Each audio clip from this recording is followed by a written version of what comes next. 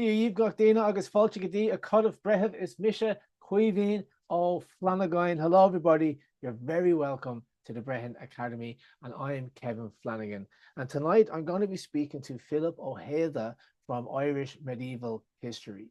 But before we jump into the interview, just to remind you to please check out www.brehonacademy.org. We have loads of blog articles over there. We also have a merchandise store. You can get access to my online courses. I have 3 of them. It's Early Irish Culture and Society, Irish Mythology, and of course, Brehon Laws. If you want to buy a t-shirt, you can do that over on the main website as well. If you want to support us in other ways, you can check us out on Instagram, Facebook, and X. Or if you want to go the extra mile and give us a monthly support, then I would ask you to consider becoming a member. Members get all sorts of wonderful perks. They're flashing up on the screen now. For a very low monthly fee, you can become a supporter or member of the Brehon Academy YouTube channel. And that's where I'm going to be giving away periodic freebies. You're going to get ad-free access to early release videos.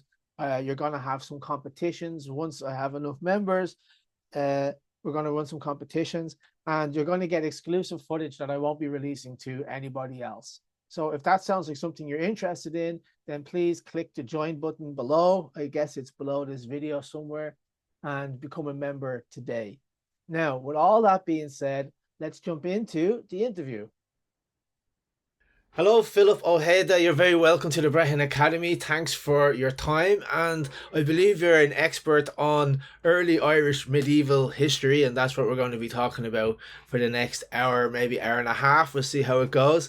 Would you like to maybe introduce yourself and tell our listeners how you got into this and what is it exactly that you do? Well, thanks for having me on today, Kevin. It really is a great honor to be on your channel. You were kind of always the man that was leading the charge when it comes down to everything to do with Irish medieval history to start with at the very early stages of YouTube. So it's a great honor to actually be on your channel today, especially for all the stuff that's happening in the greater world of the Irish medieval community, from YouTube all the way up to TikTok and Instagram now. We're slowly but surely taking over the Instagram space.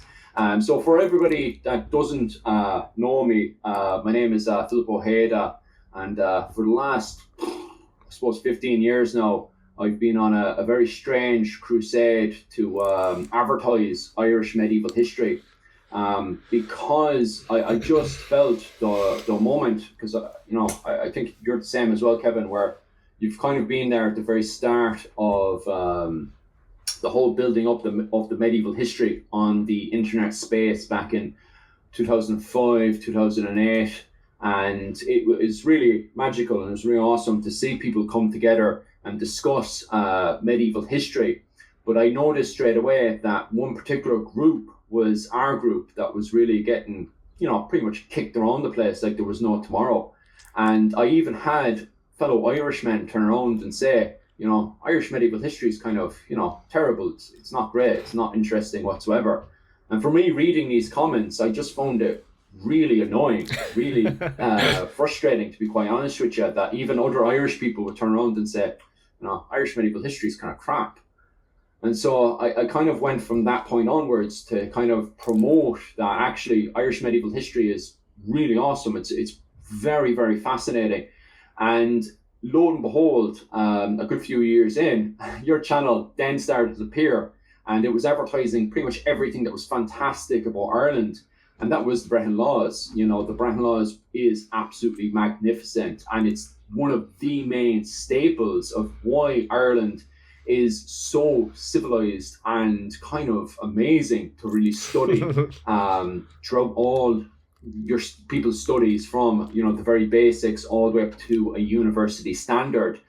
However, I do feel that at times Irish medieval history can be a little bit too complicated, and so it'd be grand today to actually get back into the basics and explain how did Irish society work during the medieval period, especially the early medieval period. and I think the crusade that I had eventually, after I did a good few years working over in England and a few years working in Ireland, I eventually found myself in university in University College of Cork, and I absolutely fell in love with the subject even still further. You know, going under the likes of 𝗵𝗵𝗶𝘀, who has been on BBC a few times, even worked with the old former president of Ireland, 𝗰𝗵𝗵𝗀𝘀, on a project on 𝗁𝗵𝗶𝘀, a man who went to Rome and preached about insular Christianity to the papacy, how he felt that, you know, Christianity was still the same, and that Ireland was a part of the wider medieval world. And then still further, I was also trained while I was in University College of Cork by Dermot Scully, who recently worked with 𝗫𝗏𝗺, promoting the literature of Ireland, and how you had very biased literature such as 𝗽𝗲𝗿𝗀 Wales, who's taken very seriously still today, believe it or not, for writing very prejudiced work against the Irish. And so these were the people I worked with while I was in the University of College of Cork, until eventually I got into doing tourism for a good few years, where I actually got to know your brother, doing the Viking Age history and stuff, which was absolutely brilliant, because your brother has so much experience. He's traveled most of the world preaching. Once again, another person that highly preaches the importance of Irish medieval history, especially the history around Dublin and how Dublin was connected to the wider trade network of the world, spanning from Newfoundland all the way over to the Silk Road in China.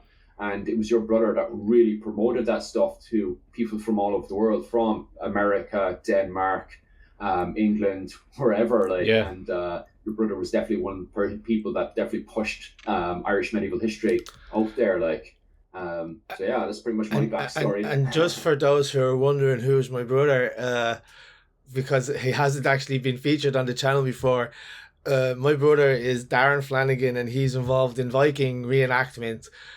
So that's the connection there, and that's why he is so interested in Vikings and the history of the time. And he's a bit like me in that he doesn't really ever stop talking. And when we get into a room and we're talking about history, it's like we're taking turns. You know what I mean? Oh, and another thing, and another thing. And did you hear about this? And did you hear about that?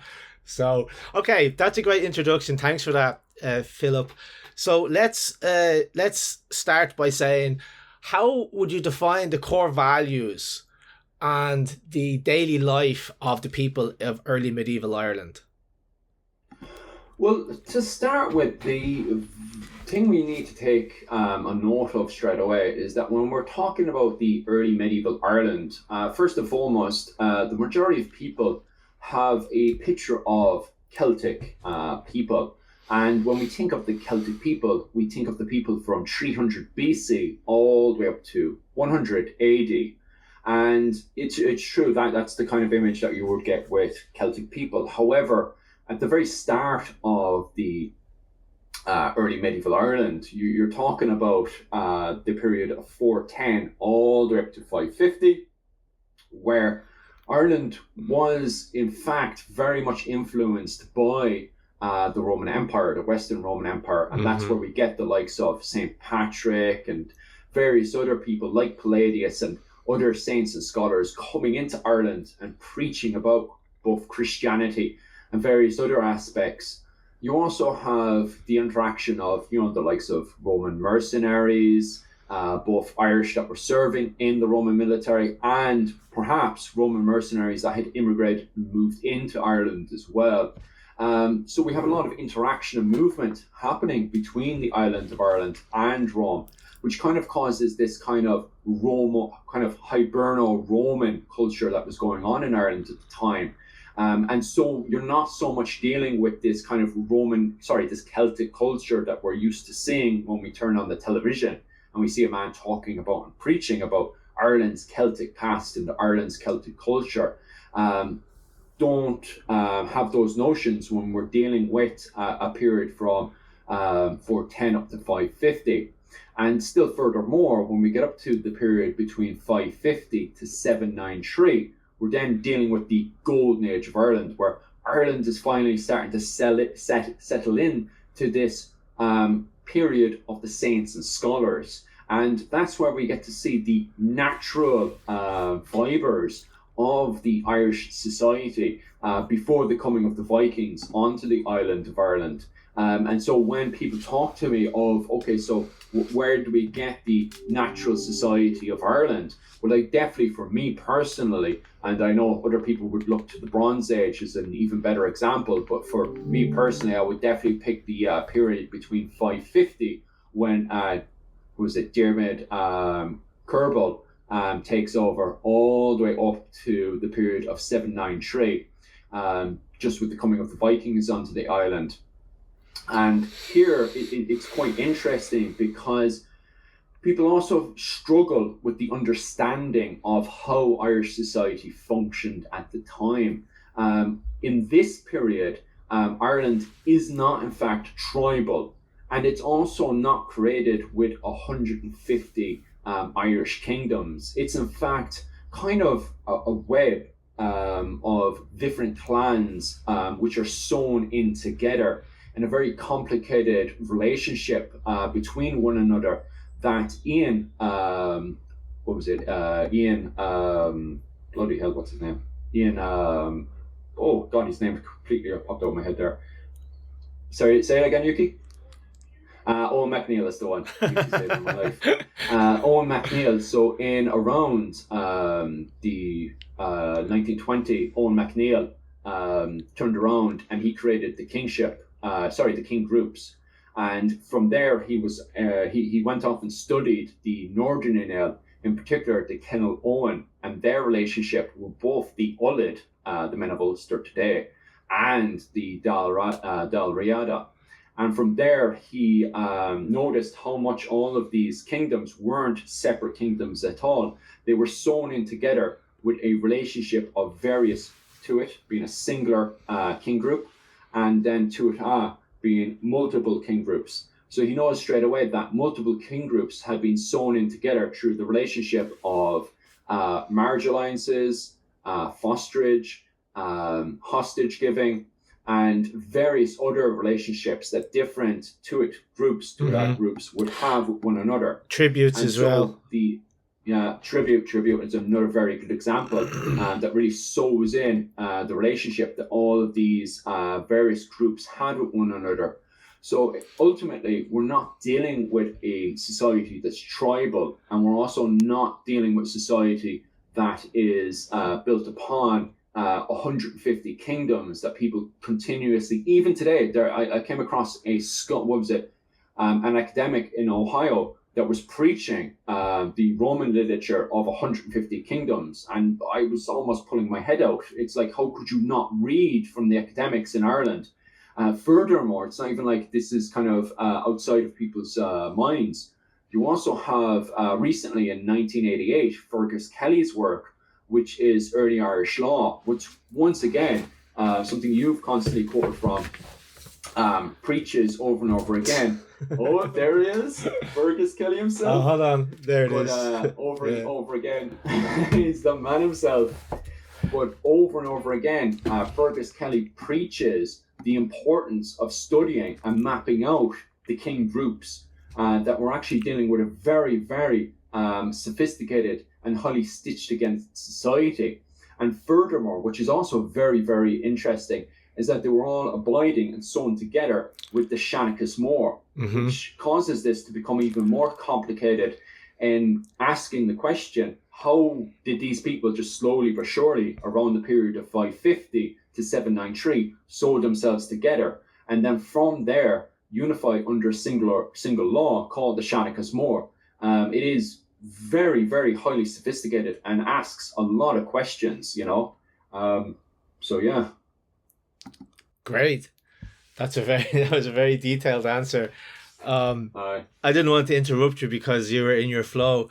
So you mentioned a little bit about how these families were knitted together. Could you talk a bit more about how did the kin group actually function in society? Because I know that there was 3 or maybe even 4 different kin groups. There was the 𝗃𝗏𝗃, there was the 𝗃𝗏𝗃, and there was the 𝗃𝗏𝗃.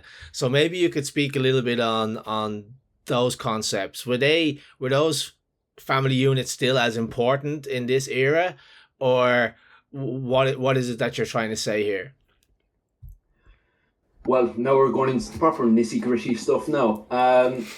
Well, the main one, all right, for this conversation is definitely the importance of the relationship between up to, as far as I think it's the fourth or third generation. You could definitely correct me on that one.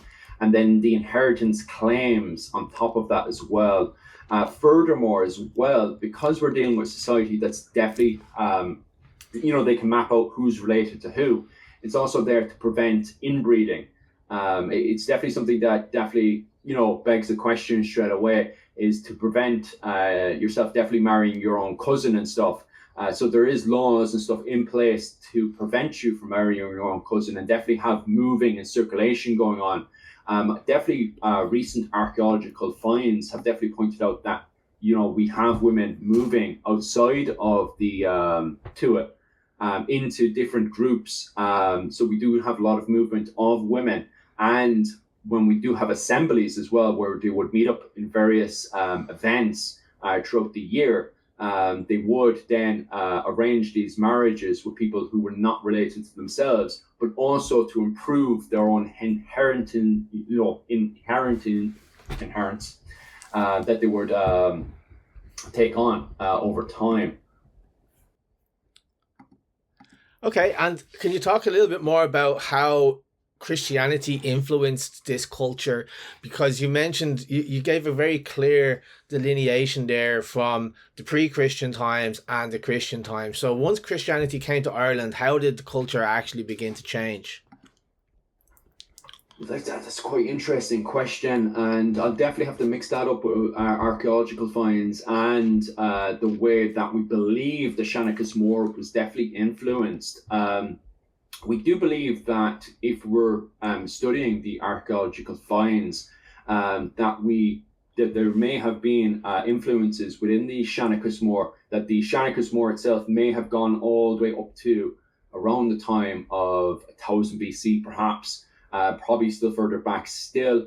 It's very questionable, but regardless, it appears when we're studying the 𝗁𝗵𝗃 that we have the base foundations, and then from there we have Christian ideas that are influencing the 𝗁𝗵𝗃, changing it, morphing it over time, especially since we're dealing with society where its foundation is this sort of insular Irish paganism that's going on, that surely, of course, it is influenced by the wider Celtic influence going all the way from Turkey all the way over to Ireland, that we can see these influences coming in. However, ultimately, Ireland does have its own base foundation and its own interpretation of the Celtic pagan gods inside of Ireland, where each area would have their own interpretation. But then what happens is, it seems over time, we have more and more of these sort of Christian societies starting to pick up. And you can see that with the likes of the 𝗵𝗵𝗀, for example, and other literature that St. Patrick writes in the Book of Armagh, that St. Patrick himself had his own society. And it's the same thing with the Bishop of Palladius. When he comes in, he also, if he's invited into Ireland, it indicates that there was already a Christian society in Ireland. So we're not having a southern sledgehammer into Ireland, this Christian invasion into Ireland. We're slowly but surely having this integration of Christianity into Ireland, especially in the fact that people who interacted within Christianity were rewarded, were taking part in the education of the Roman Empire, especially if we're studying the Ogham writing, for example. It seems to be a language for the educated in Ireland. And so perhaps maybe we even had pagan druids, getting involved with the Roman Empire, since they were one of the educated elite, getting involved with the Roman Empire and becoming educated with Christianity. It seems to make sense that people who were heavily involved in the spiritual aspects would ask questions about Christianity, and perhaps came over with this kind of pagan, kind of Christian interpretation coming back onto the island again. Perhaps that was going on and stuff. However, because of that, Ireland starts to adopt this kind of bastard kind of law, kind of bastard kind of religion going on that we refer to as both the insular Christianity, but on top of that, if we're applying the fact that 𝗁𝗃𝗃 was there before the 6th century, and that the 𝗁𝗃𝗃 that we know today from the 6th century was in fact altered and changed because of Christianity, it highlights the fact that Christianity wasn't a sledgehammer, that in fact it was more or less an influence into the island, a heavy influence ultimately as it slowly but surely changes. And we can only really see one big massive sledgehammer happening around 550 with 𝗺𝗺𝗺𝗀 when he moves the main assembly area from Tara to Clonmacnoise, which is a monastic settlement. And then itself, it kind of brings in the kind of Roman interpretation of what is a city, what is a civilized area. Because from that point onwards, we start to see these monastic settlements starting to build up left, right, and center on the island of Ireland. And from there, it brings in this idea of centralized, because in the middle of many of these monastic settlements, we have churches, which constantly kind of beam in the idea of these kind of little Roman empires building up left, right, and center, with the idea of civilized cities. So like it still has, although we kind of slowly but surely dipped our toes into this water of Christianity and then kind of eventually completely jumped in there, it still kind of has this weird kind of bastard interpretation and view on the island of Ireland between 550 to 793. Okay, that's fascinating. So let's talk a little bit more about the monks, okay? Because this is something that I have a lot of difficulty understanding. Oftentimes when I speak about the Christianization of Ireland, people will be highly critical of the Christian religion. But at the same time, if it wasn't for those monks writing the manuscripts, we wouldn't know anything about the legends and the mythologies and stuff like that. And so I'm wondering if you've given that any thought. Like, why is it that these Christian monks were so eager to write down the Gaelic myths, and how much of the Gaelic myths that they wrote down can we actually trust? And because if it wasn't for them writing it, we wouldn't know about any of the gods or any of the old goddesses, So I'm curious if you've given that any thought. Yeah, I have thought about it a lot lately, to be quite honest with you. It is very, very, very questionable, to be quite honest with you, especially when we get into the literature and it doesn't quite match our kind of ideas of Irish folklore, which has its own base foundations within the old Irish paganism on the island of Ireland. And what I mean by that is that Irish folklore is talking about the fairy folk and then their relationships to the Danann, is the fact that the fairy folk are very regional, as in every region would have their own interpretation of the fairy folk, which we can tie back to paganism. And Maynooth University pointed out a very good thing. They found it very interesting that the Irish monks come at it from a very Roman interpretation, that these Irish monks obviously have read a lot of Roman literature. They've read about Roman paganism. And so when they look into the paganism in Ireland, they're looking at it from a very Roman interpretation, where they come across, for example, a local god in Sligo or around the Dublin area referred to as the Morgan, who could have relationships. And a lot of folklore specialists have pointed out that she's very similar to the Banshee, which is very, very fascinating and very interesting. But inside of this Celtic Celtic literature that's written by the monks, you have the Morgan, and she's written as kind of, sometimes people even interpret her work as, she's the goddess of war. And it's kind of misleading because of the fact that this is a very Roman interpretation, that you have a god and then that a god has that specific job.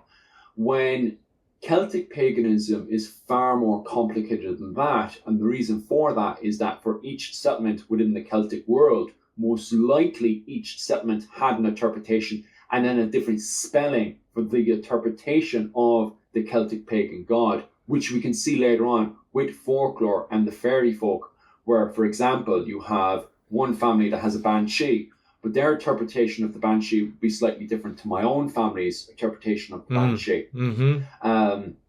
And that kind of fits more in line with perhaps how Irish paganism worked inside of Ireland at the time. But at the same time, although they're coming at it from a very Roman interpretation, and perhaps they knew somebody that knew a druid or something on those lines, it kind of makes a difference that perhaps maybe these monks weren't interviewing these druids, if they were still around the period of 550 all the way up to the 12th century, that in fact they knew somebody, or it was a generational thing.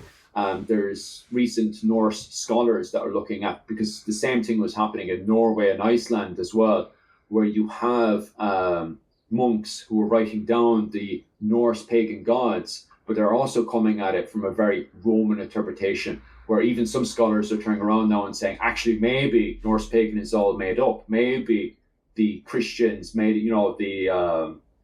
these monks made up all these Norse pagan gods and stuff, which it's something I don't personally agree with, but I think it's a good way to kick the bucket so we can start asking more questions. Although it's met a lot of hostility, it does then make people investigate still further, that perhaps maybe, and one person has put it across, that perhaps maybe this is a third generation where they had a grandfather that knew a druid that told his father, and then that father told the son, because of the way it's written within the Norse paganism. Now, when it comes down to Celtic paganism, I don't think that's quite the case. I think that the druids were still around at that period, because there's a few indications between the Finn cycle to other indications that we have going on that the druids were still kind of in the background.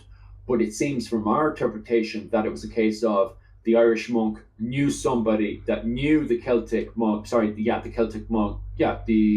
pagan druid, and that he gave that information to that local guy, and that local guy was like, well, they say that blah blah blah. And then because the Irish monk is so educated, instead of trying to investigate to see how Irish paganism worked, he just took it from a Roman interpretation.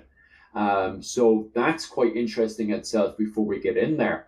But why did he find it important still further brings in more arguments and debates, because there's a few scholars that would even say that perhaps maybe it was a form of nationalism between the Irish, that the Irish were proud of their Celtic pagan roots and didn't want this to quite disappear and vanish into the night, especially when there's so many Roman pagan literature.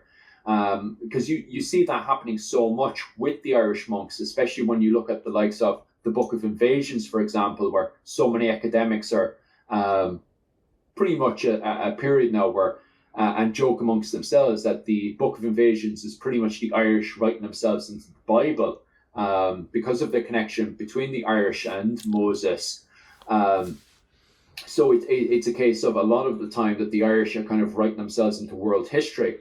And because we have Roman and Greek literature, perhaps that's what the Irish were looking to do, that they were looking to create themselves their own version of Roman and Greek literature. And they knew a person that knew a guy that knew a druid. They had heard the stories of, what we would call today the fairy folk. And so we kind of gave it our own kind of Roman spin on that, perhaps. That was a great answer. Thank you. Okay, let's change gears a bit. Can you talk a little bit about the role of women in early medieval Ireland? Ooh, that's a juicy one, all right. Very, very, very complicated. And another conversation that's starting a whole load of debates again. I actually ran a class last week over on my Patreon, and it'd be a great time to advertise my Patreon, actually. If anyone's interested on that, I'm covering Viking Age Ireland right now, every Sunday on my Patreon, so definitely go and check that one out.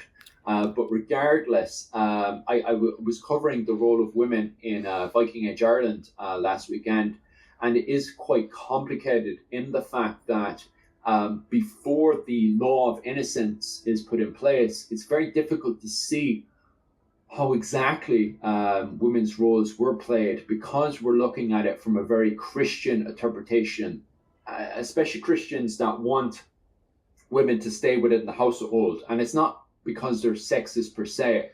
Their justification within the laws of innocence is because they don't want women being hurt and, how we would say on YouTube, deleted, So what they do is that they bring in the laws of innocence that kind of bring women away from the battlefield, which even in itself is debatable, because, a lot of people would say that there were no warrior women didn't fight in the front lines and stuff.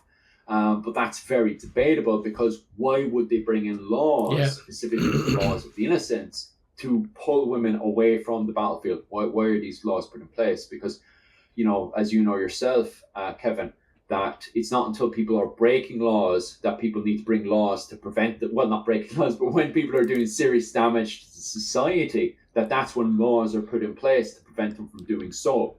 Mm-hmm. And so even the people who are reviewing this and watching this today, no matter which way they take their interpretation of the laws of the innocents, it is something that kind of drags women from the battlefield into more domestic roles, between housekeeping to perhaps economics and finance.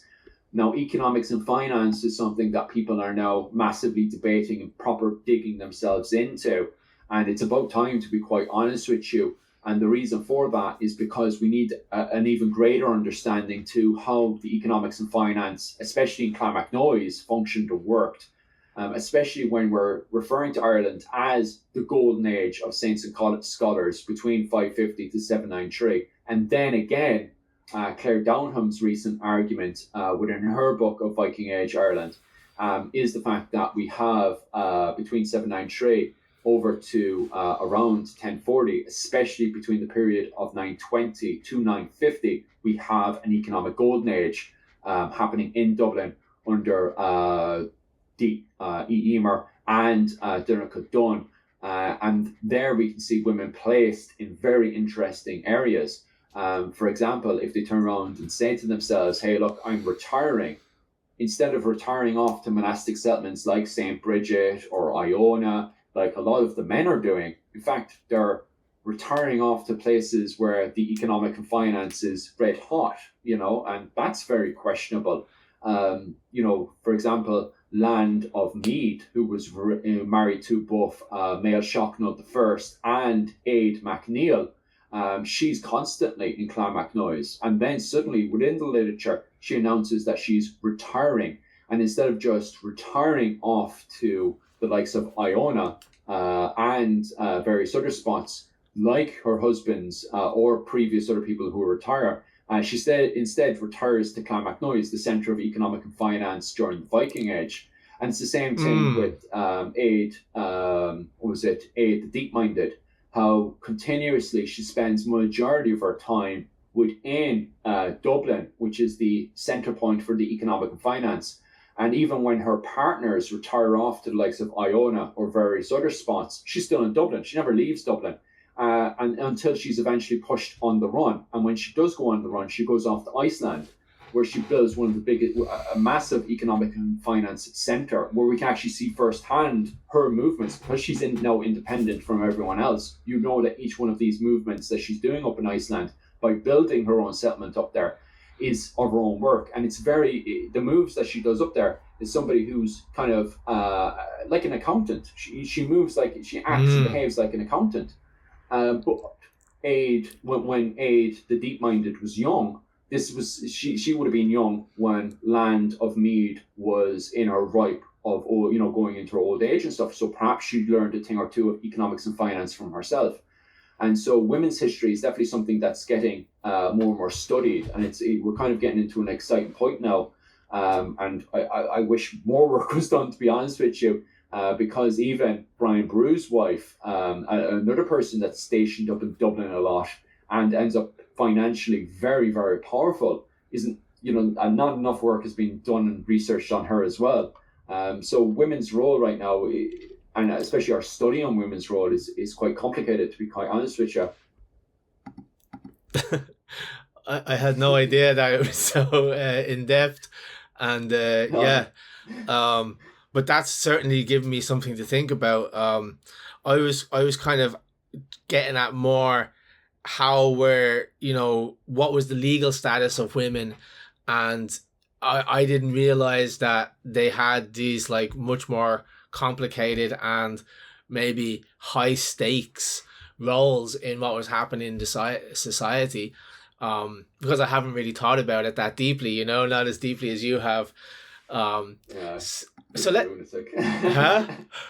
I'm a bit of a lunatic that way. So let's move on to like the kids. Like how are kids treated in this, like children, offspring? Because I know that there was adoption, I know that there was fosterage and all of these things, and I know that like a son could be recognized, like the father could have what we would call in Anglo brain society an illegitimate child, but I don't think illegitimacy really existed in Irish society, and maybe you could speak a little bit about that. Well, we do have both the adoption. If somebody wants to solidly say, this is my child, there is a form of adoption there. Most of the time, people do get mixed up with both fosterage, which is where you, for a short time between the age of 7 to 14, you bring a child. So how society worked is between the ages of 0 to 7, you were under your own family. And then what happened after the age of 7 to 14, you would have, gotten your schooling. So you would have been fostered into another kin group. And this is where the weavings of society starts to get much more complicated, in the fact that when you go into a ring fort, in particular a farmstead ring fort, which is the default normal ring fort that you would see dotted all over the island of Ireland, dozens of them all over the place. So a lot of people, if you were to enter into a farmstead ring fort, you would have come across people who would have been the regular, actual major family, but you also would have had people who were fostered into this ring fort, this farmstead ring fort, and the ring forts that surround it, which makes up the king group. You would have had people who were fostered in. You would have had, as you pointed out there, somebody who was adopted in if they weren't having enough children. You would have had, as you said there, the hostages, because hostages, people wouldn't, you say hostages, they imagine them tied up and gagged in the corner and stuff in some other room, or maybe in the suzerain and something, kind of screaming and stuff. That wasn't the case. The hostages were actually insanely treated very, very well. They would also. Can I just jump in on this, because I learned a new word recently. I'm doing Irish on Duolingo, and the word for a hostage was the hostage is the same as a pledge. So it's gal, just in case you're wondering, because you must know that from Neil Ní Ghealach. Yeah, right? yeah. Jesus, that's interesting.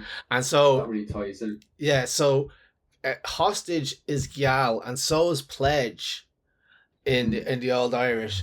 It's also gal, but it's spelled a little slightly differently. But then what's economy? Gaeilgeoir. Oh. And the reason I'm jumping in there is because I agree with you. Like, hostages were not these like in chains. Okay, there was some Brehon law that said he is not a king who does not have a hostage in fetters. Okay, but for the most part, if we look at the language as an indicator for how did the society function, well then these these pledges, these hostages, were a way that the society was like, peace was maintained in society. So if you had like an overking and there was two underkings, underkings would each give the overking a hostage from their own clan, and that's how they maintained peace. And I just found it really interesting that etymologically speaking, the word for economy is Gaeilgeoir. Yeah, and it really does show how in the early medieval period, how it is tight, knitted together. Yes. So we talked about the fact that, if you were to go into someone's ring fort, you would have had a very mixed society when you walked in there. It was it would have been very difficult to see which actual family you're actually talking to. And so they would have made up, when you were walking in there, these people identified themselves. For example, if we were looking at 𝗃𝗵𝗵𝗀𝗀's early example of the Northern Ale with the Kennel Owen. So if we went into a fortification to do with the area that the ring forts and especially the farmsteads of the Kennel Owen area, all these people would define themselves as a part of the Kennel Owen king group. But they themselves then would have identified themselves on who their father was. So if you were, for example, getting into a blood feud, perhaps not always you would have gotten into a fight with the entire king group. Now that happens, you pick a fight with one person, you suddenly then, if it escalates, someone he's fostered to, and this is where it gets even more complicated because someone he's fostered with or hostage to or whatever, they will jump in, and that's where blood feuds, the escalation gets worse and worse and worse and worse. And it was definitely something that the English realized very quickly, or anyone who invaded into the Irish atmosphere, is the fact that they would make assumptions that these people were tribal or clan, that if I'm fighting with this guy, but suddenly if they're fighting with this guy, they're fighting with 10 other groups. You're like, what the hell's going on here? And these people all have blood feuds. Why am I at blood feud with this person when I start the blood feud with that family? It makes no sense to me. And that's because these societies are knitted together. And you really get that feel when you go into a 𝗃 and you're expecting to talk to a clan. You're not talking to a clan, you're talking to a king group of all these people who are knitted together, as Fergus Kelly points out in the Brehon law.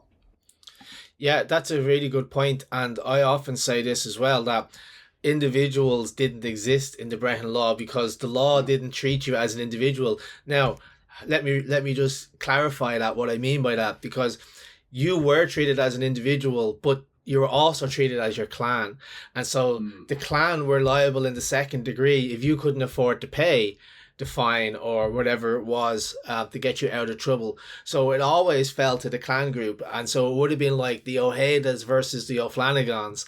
And it was like the whole clan was involved in the finding peace. And that makes sense because it was in the interests of both clans to find peace, because when you're that tightly knit together, right? And I often say, if you knew that your aunties and uncles were going to have to pay your fine on your behalf if you couldn't afford to, would you go out and cause trouble, or would you be a little bit more well behaved? But on saying that, getting back to our original conversation, where you would have been from the 0 to 7 within your own king group, the 𝗃, and then you would have left the 𝗃 to go to another 𝗃, and then your family would have supported you in the other king group, financially supporting you. They would have gotten you, depending on your rank in society, gotten you honey, gotten you porridge, whatever you needed. They financially secured that away with the other king group. Especially if you go under that king group, they're definitely going to support you there. However, that was between the ages of 7 to 14, where you've gotten your education, and then between the ages of 14 to 25, when you hopefully get your inheritance, you were put in what they referred to as either in mythology referred to as the Fenian group or the Cairns, as we see in the literature of the time. And that's where you would have joined in with the war bands, and you would have spent a period kind of living out in the wild. And during those periods, those would have been the periods, especially between, we're actually getting to it now, May all the way over to November at the start of Samhain, Halloween. You would have gone out cattle raiding, you would have lived out in the wild, you would have made yourself a nice little sleeping bag with some hide and stuff, or perhaps you're just going to use your cloak and shiver at nighttime and stuff. You were expected to live out in the wild of the forest, hopefully not be killed by wolves, because in early medieval Ireland there's a lot of wolves out in the wild.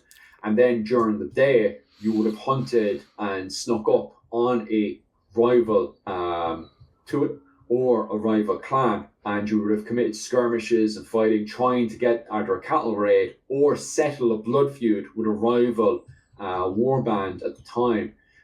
So that's kind of what you would have done. And it was during that period between the age of around 14 all the way up to the age of 25 that you would kind of seed the rebel side in you, that because especially when you're a young fella, you kind of want to go out there and kind of get smashed, wrecked up a wee bit. Like, and the Brehon laws kind of gives you kind of that breathing space to go off and be a lunatic for a wee bit, you know, screaming and role playing as a wolf. There's a reason why. Especially if you're looking. There's a reason why we call soldiers Ó'hAodha in Irish, is because it's the youth, right? And youth tend to be a little bit more reckless because, and that's actually backed up by science, because as we get older, the risk assessment part of our brain grows, and so the young people don't have that, so they're more reckless. Yeah, which is especially very important for being an absolute lunatic trying to rob someone else's cattle. Because you can imagine, like, if you were to send a 30-year-old man out to someone else's field to go rob a cow, he'd look at you half crooked and think you were, you know, weird. But if you get a young fella, give him a few drinks and stuff, and go on, go rob that cow there.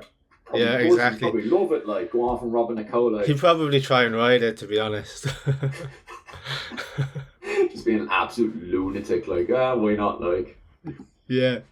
All right. So let's go back to something you said earlier. You were talking about the golden age of Ireland, and I know what you mean by that. You mean like the age of the golden artifacts, the age of the monastic settlements, the age of learning, the age of writing. And that's in the 6th and 7th century. That's where we really start to see a proliferation of these like law manuscripts.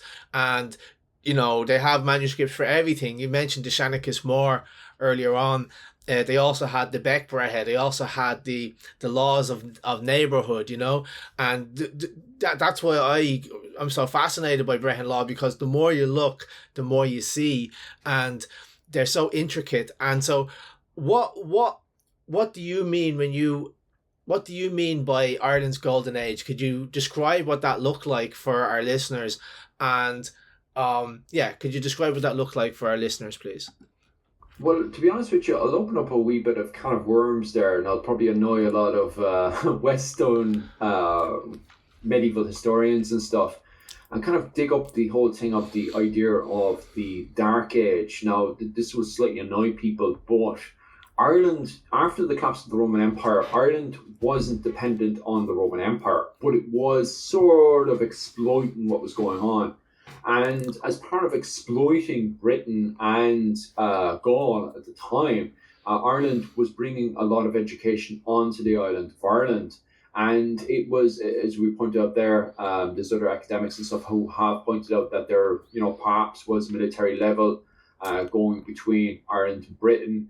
And there probably was artifacts, as you were pointing out there. The definitely development of metal was definitely starting to jump up at this period.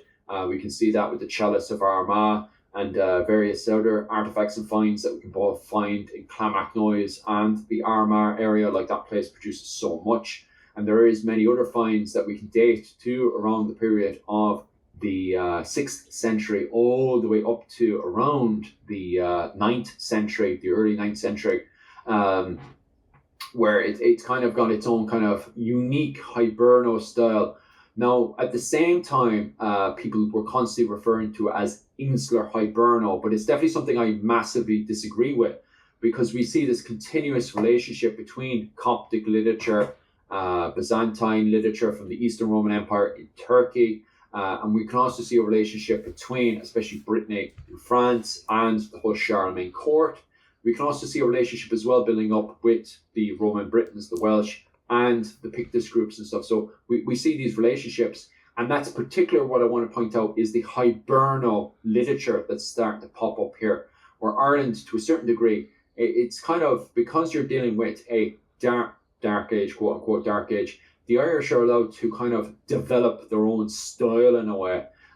So we're still seeing influences coming into the Irish literature and stuff, but for the most part, Ireland is still producing its own version of kind of Latin, its own kind of font style.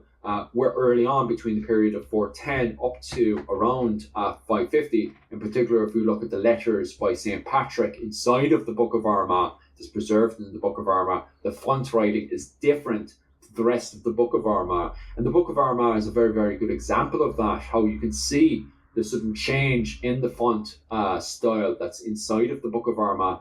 And it really highlights the fact that Ireland has gone now into a age of literature. However, sadly, over time, a lot of that has been destroyed, and we're still in the middle of kind of saving a lot of the literature as well at the same time. So when I say a lot of the literature is destroyed, from the period of the Tudors, you have members of the Tudor administration in Ireland that just goes out of its way for some strange reason to destroy as much literature and artifacts as possible. One example is in for Dublin, for example, where St. Patrick's crozier itself that was used in Armagh to identify the King of Ireland is purposely burned and destroyed by the Tudor administration in Christchurch. Then if we still go up further or more, we seem to get evidence and an idea that we do have a Tudor force that breaks into the Rock of Cashel, and from there continues to do massive destruction to the literature that's in Munster, which could explain why we don't have a book of Cashel today. And furthermore, we're also missing the likes of the Brian Boru sagas and the Dublin sagas as well. However, from the ideas that we can get from the likes of Dr. Kevin Moore and stuff, we seem to build up this picture that Ireland was, in fact, building a lot of its own insular literature at the time. And the reason why we think there's so much literature in Ireland is because actually we're finding so much literature in in mainland Europe. As I was saying earlier, before, we had the likes of Saint Columbanus, who goes into Maine. He goes from all the way up in the north of the island of Ireland, in the Northern Nail territory, and he makes his way all the way down into Europe, starting from Brittany in France, and then makes his way across into the German areas, and then eventually makes his way down to the Alps, and he eventually makes his way down to Milan. And from there, there's endless amount of monastic settlements. And it's a very, very exciting period to get into archaeology because of the recent finds that we can see in Switzerland, for example, where archaeologists in Switzerland do believe that they have found a actual Irish-style monastic settlement in Switzerland, which is mind-blowing that we have Irish clergy building an Irish-style monastic settlement in Switzerland to preach about Christianity, and that these people are then producing Irish literature, which we can find in Switzerland, we can find in Milan, we can find in the German areas, and we can also find as far as France as well, that we have a good bit of Irish literature to still suss through and translate and stuff.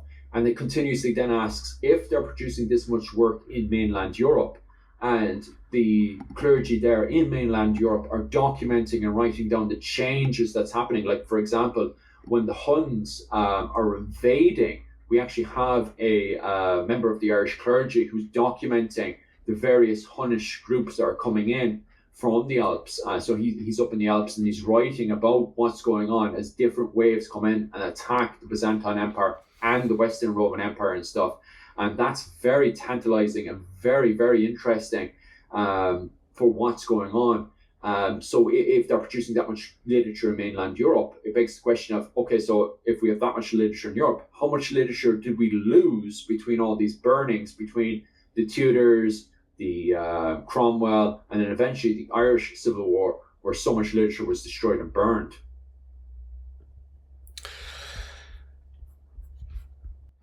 Yeah. And I don't like thinking about that. Yeah. Because, you know, it just upsets me to think that, you know, of all the manuscripts that we have, how much knowledge have we lost?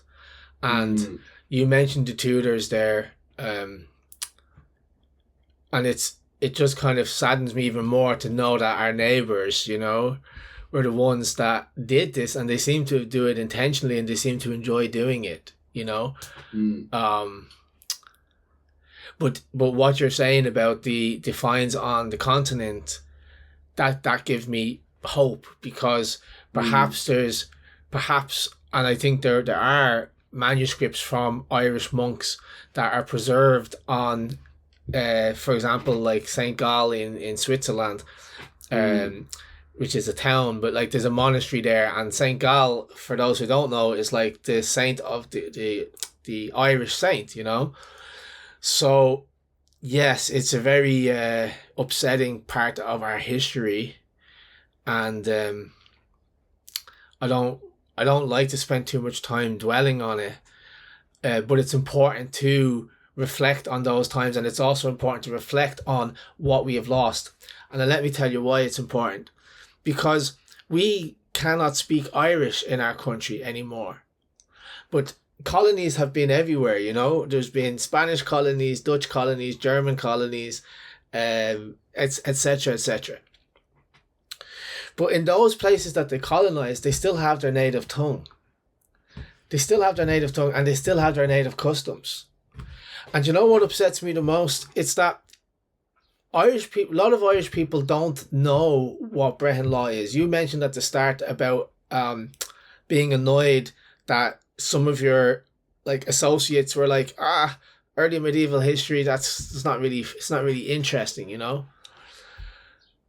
And that's how I feel when I speak about Brehon law, because I mentioned Brehon law and the eyes just glaze over. Yeah. And that upsets me because I know how significant Brehon law is to our identity as Irish people, because you said it at the start, that's what gave us our sense of fairness. That's what gave us our sense of civility. And not realizing that we had a Brehon law is like not realizing that we have a language or a Gaelic games or Gaelic music. And it'd be like waking up tomorrow and you find this collection of language, or you find this collection of music, and it's Irish, and you didn't know that existed. And that's how I feel about Brehon law, and that's why I felt it was so important to set up the Brehon Academy and start trying to promote it, because the ambition at the beginning was to bridge that gap of let's say lack of knowledge, lack of awareness of these ancient and very noble and very advanced and forward-thinking set of laws, you know. So that's all I want to say about that. I don't know if you want to comment on that. God, I can rant all day, to be quite honest with you, because it is funny where you have periods of time where our neighbours are very good, very kind. We also have a lot of relations in our England. The Anglo-Irish community is very much really rising up inside of England. And there's a lot of majority of English people, anytime it comes down to a vote, they always vote that they want nothing to do with Ireland. And yet it seems that there is sadists living inside of the British Parliament and living inside of England that once they get the green to go, they're happy out just causing as much chaos and anarchy inside of Ireland as much as possible, until, you know, that anarchy suddenly is in England's doorstep, and then they're like, oh, why, how could you do this to us? And it's like, you know, did you not see what we were doing to us? But yeah, I could rant all day about that one. Okay, well, I have loads more questions, but I'm also conscious of the time. So maybe this is a good place to kind of wrap up the interview, and I would invite you back on in the future, because I feel like there's still so much more we could talk about, and you're very interesting to listen to. So how can people find you? You mentioned the Patreon course. I know you have a YouTube channel. I know you have an Instagram, a TikTok. I'm going to put these links in the description. So what's the best way for people to find you if they want to continue to follow your work? Well, definitely the number one place to go right now for us is definitely over on YouTube, especially over on the weekends when I'm live with Rachel from the Creative Contessa or Michael from Clans and Dynasties. So most of the times I'm always live on the weekends, and I have absolutely no problems. People come on there and asking further questions and ask, exactly like yourself, Kevin, where the two of us can just waffle all day about Irish medieval history. And although there are some very, very important parts in there, the main thing I want to issue there is that if anybody wants to find me or contact me or even talk to my face on live stream, they can do that over on YouTube at Irish Medieval History, or they can contact and message me privately if they want to on Instagram, which is also Irish Medieval History. And what about the Patreon course? So right now, if you head on over to my Irish medieval history and you click on the main page itself, you'll see Patreon right there. And then you can always click on that. If you just want to support my work, you can give donations of whatever you feel you're comfortable with. However, if you scroll over to the 20 quid a month, you can find that I'm doing normally classes every weekend. Right now, until around the 5th of March, I'm doing classes on Viking Age Ireland. Right now, we're just heading into the main important parts of the economic golden age to do with Viking Age Ireland. So it's very, very exciting stuff. So I'm just on the peak of 920 with 𝗁𝗵𝗶𝘀. So if you've ever watched the show The Last Kingdoms, that's where I am right now. And I'm going as far as 𝗰𝗵𝗶𝘀. And so I'm doing that for the next few weeks. So if you're going to jump in now, it's definitely the time to do it, especially when I'm starting off the classes on the golden age, the economic golden age of Ireland, especially in Dublin, and then going all the way over to the rise and fall of 𝗰𝗵𝗶𝘀 and the rise of the O'Briens. And I'm just not just finishing there. The moment I've done those classes as well, I'm going to move on to the High Middle Ages, and I'm going to start covering classes to do with Ireland during the period of the High Middle Ages, which is the reform of the church, the Crusades, and then eventually the Norman invasion of Ireland. So if you definitely want to jump in there, or that's appealing to you, definitely head on over to my Patreon and check that out if you'd like. Well, Philip, I must say you've been an absolute pleasure to speak to. You have encyclopedic knowledge, and I encourage anybody who is interested in this period of history to also go and check out your Patreon and check out your YouTube and your Instagram. And just thank you for your time. And yeah, thank you for your time. You're more than welcome. There you have it, folks. That was Philip Ó'hAodha from Irish Medieval History. I'm going to put all of his links into the description below and probably the first pinned comment. Before I leave, just to remind you to please check out www.brehonacademy.org. Visit the merchandise store there. That's where you're going to get access to all of my online courses and blogs. Follow us on all the social media channels, which I'll include in the description below. And become a member if you really like this content. Become a member today. And yeah, support the Brehon Academy if you want to get more of this. And until next time, folks, slán go fóill.